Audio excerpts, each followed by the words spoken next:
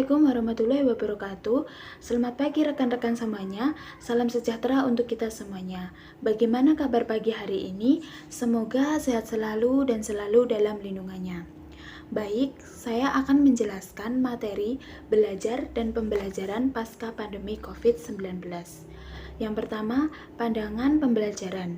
Belajar adalah aktivitas perubahan tingkah laku melalui interaksi aktif individu terhadap lingkungan atau pengalaman. Sedangkan pembelajaran adalah meningkatkan dan memperbaiki proses belajar, menjadikan belajar lebih efektif, efisien, dan menarik. Proses pembelajaran pasca pandemi COVID-19 bisa dilakukan secara tatap muka di sekolah.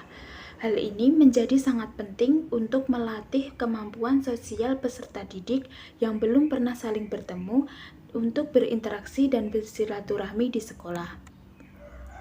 Namun, pembelajaran tatap muka tetap harus mematuhi protokol kesehatan untuk memastikan virus COVID-19 tidak kembali menyebar luas. Hal tersebut menuntut adanya penyesuaian dengan kondisi transisi dari pandemi ke endemi, sehingga protokol kesehatan telah menjadi bagian dari kehidupan sehari-hari. Keuntungan dari penerapan protokol kesehatan dalam berbagai kegiatan keilmuan mendorong peserta didik untuk memiliki perilaku sehat dan bersih dengan terbiasa mencuci tangan, menggunakan masker, dan membawa sapu tangan. Dengan demikian, proses pembelajaran juga berkontribusi terhadap pencegahan penularan penyakit lainnya. Dalam pembelajaran pasca pandemi COVID-19, akan menuntut adaptasi yang cepat dan pertimbangan yang matang dari semua unsur yang terlibat, serta berhubungan dengan pendidikan.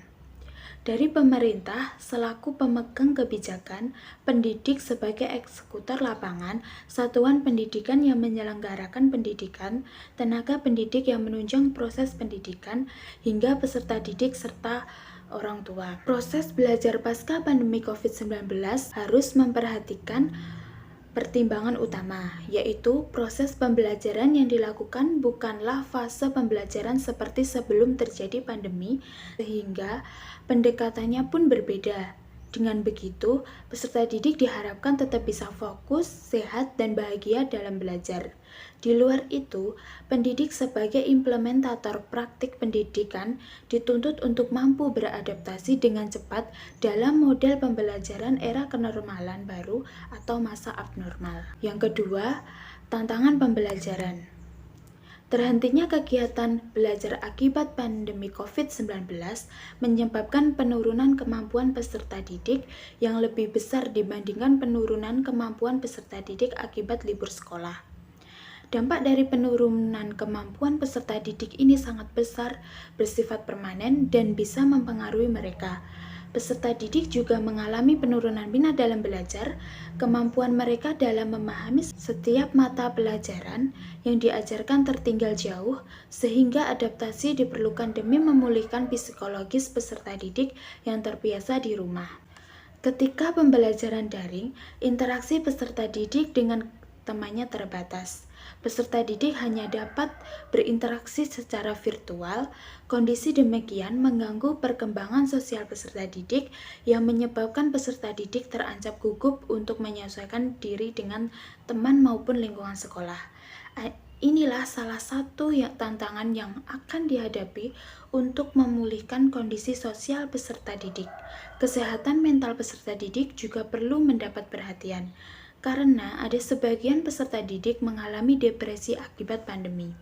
Selain itu, tantangan yang dihadapi lainnya terutama berkaitan dengan karakter siswa, yaitu hilangnya sikap disiplin, kerja keras, rajin, dan mandiri, sehingga harus dilakukan dalam membangun kembali kedisiplinan dan memotivasi peserta didik dalam mengikuti kegiatan belajar tatap muka.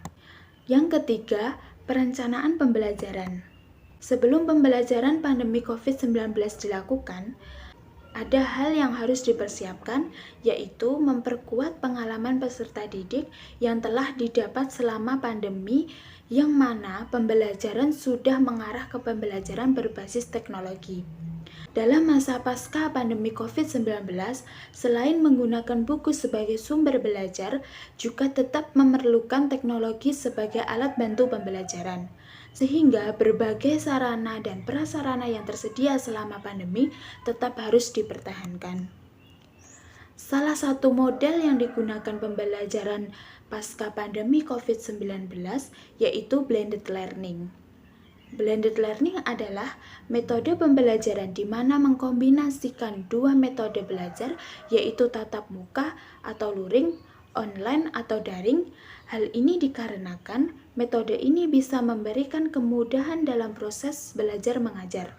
Dalam strategi penyampaiannya, menggunakan media, interaksi peserta didik dengan media, dan secara langsung dengan pendidik. Tentu hal ini dilakukan dengan berbagai pembaruan dari sistem pembelajaran online itu sendiri agar dapat berjalan berdampingan dengan pembelajaran tatap muka. Keuntungan dari blended learning yang pertama, kegiatan pembelajaran yang dilakukan peserta didik di luar jam tatap muka dapat dikelola dan dikontrol dengan baik oleh pendidik. Yang kedua, peserta didik leluasa untuk mempelajari materi pelajaran secara mandiri dengan memanfaatkan materi-materi yang tersedia secara online. Yang ketiga, pendidik dapat menambah materi pengayaan melalui fasilitas internet. Yang keempat, peserta didik dapat melakukan diskusi dengan pendidik atau peserta lain di luar jam tatap muka. Yang kelima, peserta didik dapat mempelajari materi pembelajaran yang dibagikan melalui online learning sehingga lebih matang ketika mengikuti pembelajaran tatap muka. Model pembelajaran ini juga harus dilandasi oleh teori konstruktivisme. Dalam teori belajar konstruktivisme, pendidik tidak hanya sekedar memberikan pengetahuan kepada siswa. Peserta didik harus membangun pengetahuan di dalam pikirannya.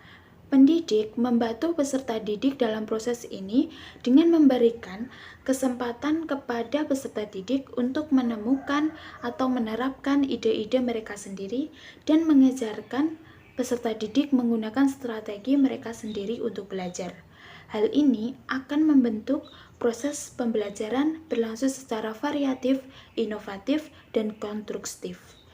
Kondisi ini akan meningkatkan aktivitas dan kreativitas peserta didik.